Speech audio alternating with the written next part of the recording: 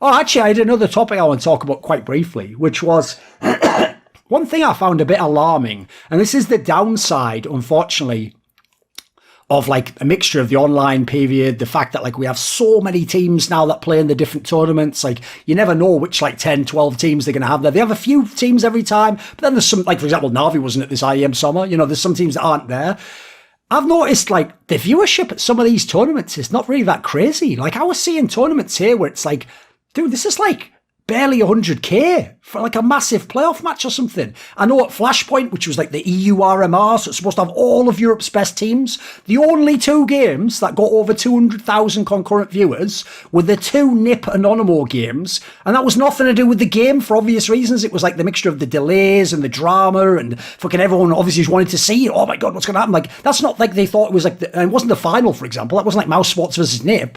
So we've had like two tournaments that on paper, IEM Summer's supposed to be one of IEM's big tournaments. You know, this would have been like a potential LAN if you'd have had it. So I'm a little bit concerned about this because forgetting the whole like Valorant and other games and stuff, like CS in general, remember the actual player peak wasn't even that long ago. Supposedly like the game's supposed to be popping off. So maybe we can start with you on this, Vince, because you're coming from the broadcast side. What are your thoughts on this? Like, do you have any concerns about where CS is at? Have any theories as to why the viewership isn't as crazy anymore? I think a lot of my opinions on this are a little bit bleak, to be honest with you. I think a lot of it stems from viewer fatigue. Something I've been talking about for a long time.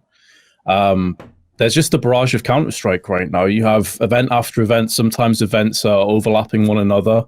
Sure. I think it's incredibly difficult, even as somebody that, and yourself and Regin, I'm sure are all in the same boat here, that very difficult to watch all the Counter-Strike that goes on simultaneously, to keep up to date with everything that's happening, to keep up to date with all the results, all the stories, all the twists and the turns. If you have a full-time job and you have responsibilities, you have no hope of doing this. And I think a lot of the time when you're seeing the same teams play each other 5 or 6 times in the space of 3 or 4 months, it loses its charm a little bit. It's not must-see Counter-Strike anymore. You know, you're going to see that same game 2-3 weeks down the line. So why tune in? I think it's a culmination of quite a lot of different things that are on top of each other, but viewer fatigue for me is definitely at the forefront. Even I don't get a chance to watch all of the games. Sometimes I don't want to watch all the games. It's too much. It's too much to juggle. And I think a lot of the people that I've spoke to that are in my community are in the same boat. To them, CS just has lost a bit of its charm. You can complain about online if you want, but that's all we have. It's that simple. You're not going to get LANs back anytime soon, consistently. The fact of the matter is that in 2 days' time, Blast starts after IEM's just finished. And then you have an RMR over the top of it, and you have a DreamHack, and then another IEM, yes. It's Cologne. It's just a constant barrage of Counter-Strike. What do you think, Regin? I mean, I just think you're way too generous there, Vince. Like, I think it's, for me, it's coming as a coach before, and also just like a guy who really loves Counter-Strike from the bottom of my heart, like grew up with it, been part of my life the last 20 years. Like, for me, not being able to enjoy one of the biggest matches or not even care to watch it, because like Vince is saying, it's going to be a new one next week. Like, that's a problem. That's a huge problem.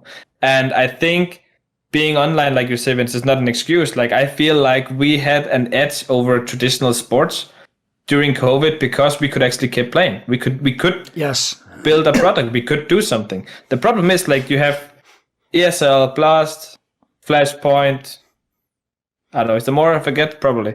DreamHack, everyone. DreamHack, everyone. There's a few coming back. Yeah. And ones. Everybody wants their piece of the cake, which is understandable. But the organization, everyone has to be more choosy, and like, you have to say no to some of it because it's just hurting yourself down the line. Like, I'm sick and tired watching the same games over and over again. There's nothing on the line. Yeah, I might watch the major. Of course, I'm still watching CS, but I'm not watching to the same degree as before. And I'm definitely not gonna watch any tier 2 or 3 tournaments at all, because why? Like, there's tier 1 all the time. Like, before I was enjoying and actually learning a lot from these lesser teams because they have to grind, they have to put in a lot of hours. You see some cool shit they're doing. You're not going to see them with the big teams because they're playing. They don't have time to reinvent themselves, etc., etc., you know? But now it's just a constant flow. And that is, for me, the biggest problem. And we, like, it's sending us, like, we're just choking ourselves here. That this is my feeling of it, and I think it's complete bullshit. I hate it. The thing is, what it boils down to, as a commentator, you're constantly thinking, why should people care?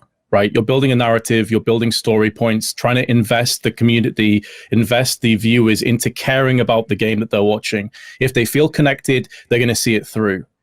Why should I care about Gambit versus Heroic for the 4th or 5th time at this point? What's different? Like the venue may be different. Yeah, like the problem is like it's like having like a good football reference, like the El Clasico. If you had that every week, well, who the fuck would care then? Sure. You know, like, but here you have it like once, whenever, you know, and here, like you're saying, like, for me, yes, of course, it's also a problem that, quote unquote, problem that we don't have the fully Brazilian scene, which is freaking massive, as well as the Russian scene, which is freaking massive. And once you like, you don't have Navi in a finals or whatever, the viewership is just gonna drop. And now, since these newer teams are coming and taking over, it's just gonna drop even more, because who the fuck cares about Heroic? Like for me, I love Heroic. Like, I think they're pretty good. They're a really good team, and they're making some pretty good tactics and everything. But for the average viewers who is like, oh, Astralis, you know, because they know the brand, or they know MIBR, or whoever the fuck it is, you know, Face or whatever. But the fact of the matter is just like, they're not the best teams anymore. And why are we watching CS? Are we watching CS because of the brands? Or are we watching CS because we want to see good CS? Yes. You know, like, I think that's what it comes down to. And you just don't care about good CS anymore when it's every week.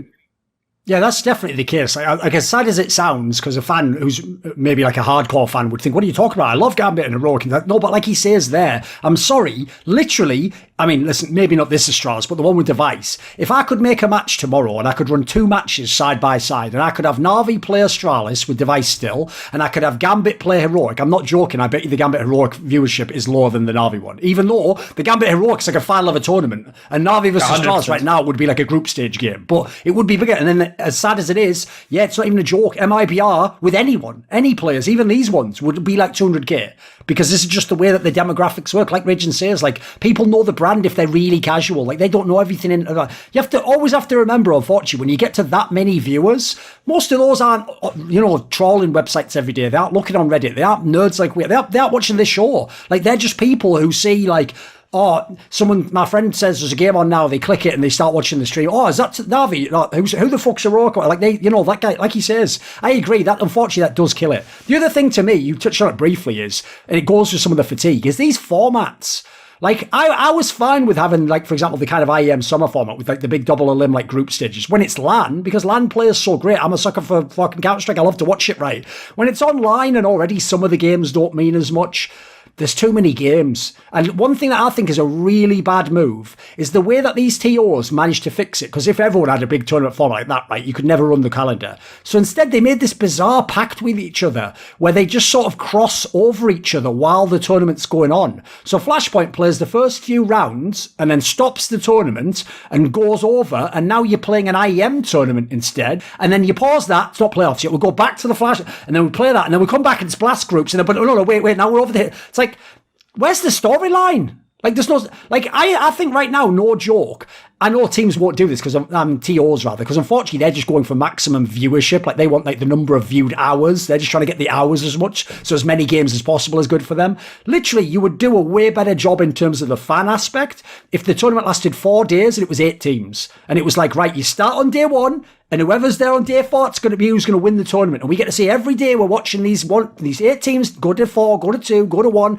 Mate, I could get hyped for that. Whereas, like, that's another thing that's killing me. It's almost like I'm trying to watch 3 movies at once. Like, I watch the first hour of one, pause it, then I go to another one, watch that. Like, how could you even keep track of that? You'd be even going like, oh, fuck yeah, he betrayed her, didn't he? What's going on? Was that Iron Man or is that Thorin? What is this? Like, I can't follow this shit. And remember, that I'm in the scene. If you're a fan, I can't even imagine if you're just casual. Like, all right, is that still tournament going on? Like, that sort of goes against the grain of what we used to do in Counter-Strike, because we came from LANs, we came from 4-day events, 3-day events. You know, it used to be a small format.